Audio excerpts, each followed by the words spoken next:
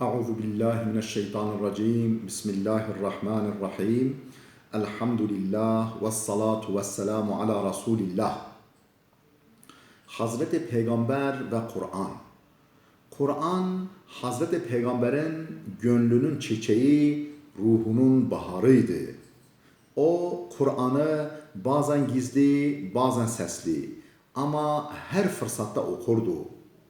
İnsanları İslam'a davete genellikle Kur'an okuyarak başlardı.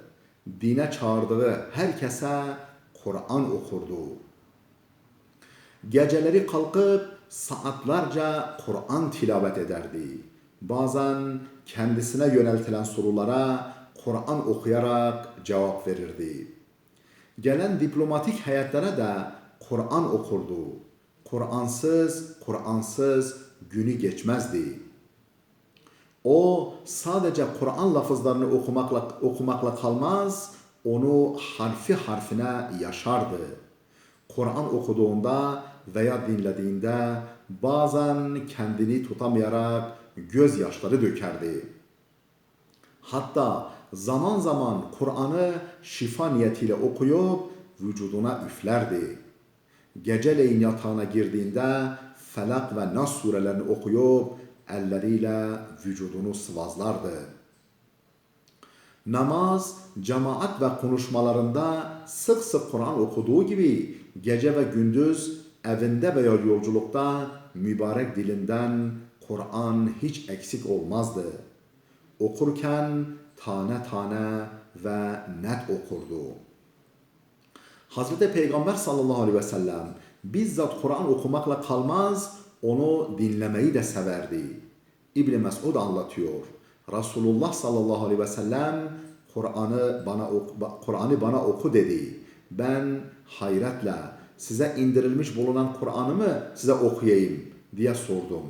Bana evet ben onu başkasından dinlemeyi seviyorum dedi.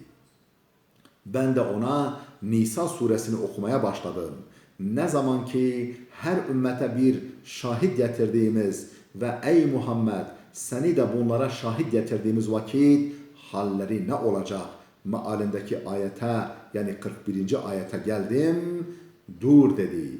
Durdum ve dönüp Resulullah'a baktım. Bir de ne göreyim? İki gözünden de yaşlar akıyordu.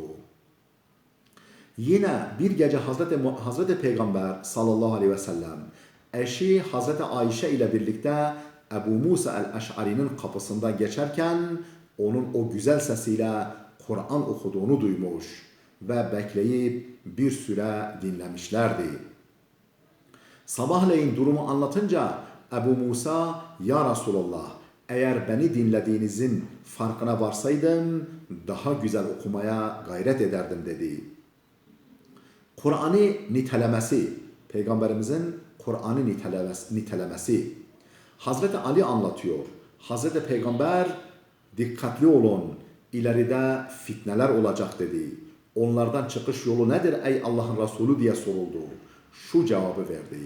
Allah'ın kitabı, onda sizden öncekilerin önemli hadiseleri, sizden sonrakilerin haberleri, aranızdaki ihtilafların çözümleri vardır. O adil hükümdür, boş söz değil. Onu terk eden zorba zalimin Allah belini kırar. Ondan başka bir şeyde doğru yolu arayanı Allah şaşırtır. O Allah'ın kopmaz ipidir. O hikmet dolu öğüttür. O dosdoğru yoldur. Onun sayesinde heva ve hevesler insanı saptıramaz. Onu ölçü alan diller yanılmaz. Alimler ondan doymaz. Pek çok tekrar edilmekle eskimez. Harikulade yönleri bitmez. O öyle kitaptır ki cinler bile onu dinlediklerinde şöyle demekten kendilerini alamadılar. Biz gerçekten doğruya ileten harikulade bir okuma bir dinledik. Onunla konuşan doğruyu söyler. Onunla amel eden mükafat alır. Onunla hükmeden adalet eder. Ona çağıran dosdoğru yola iletir. Hazreti Peygamber sallallahu aleyhi ve sellem ve bazı din büyükleri bazen bir tek ayet üzerinde tefekküre dalar, sabaha kadar onu tekrar ederlerdi. Mesela Hazreti Peygamber sallallahu aleyhi ve sellem eğer onları cezalandırırsan şüphe yok ki onlar senin kullarındır. Onları affedersen üstün kudret ve tam hikmet sahibi ancak sensin. Malik bin Enes sonra o gün nimetlerden hesaba çekileceksiniz. Ayetini Malik bin Dinar yoksa kötülükleri işleyen kimseler kendilerini inanıp iyi işler yapanlar gibi yapacağımızı mı sandılar? Yaşamaları ve ölümleri onlarla bir olacak öyle mi? Ne kötü hüküm veriyorlar ayetini. Hasan-ı Basri eğer Allah'ın nimetlerini saymak isteseniz sayamazsınız. Buna rağmen insan çok zalim ve çok nankördür ayetini. İmam-ı Azam onların azapla asıl buluşma zamanları kıyamet saatidir. Kıyametin dehşeti ise tarif edilemeyecek kadar müthiş ve acıdır. Ayetini çoğu zaman gözyaşı eşliğinde sabaha kadar tekrar etmişlerdir.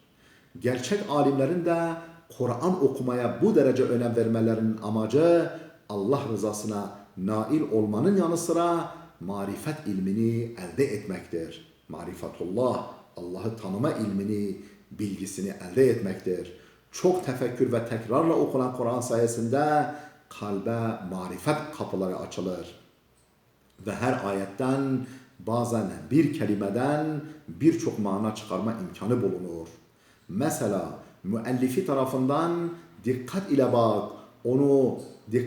bak, oku. Eğer kıştan sonra baharın gelmesi gibi ahiretin geleceğine inanmazsan gel parmağını gözüme sok denilen Haşr Risalesi dağ ve ovaların cennet gibi donanıp süslendiği bir bahar manzarası arasında işte bak Allah'ın rahmetinin eserlerine, ölmüş yeryüzüne nasıl hayat veriyor. İşte bunları yapan kim ise ölüleri de o diriltecektir. O her şeye hakkıyla kadirdir.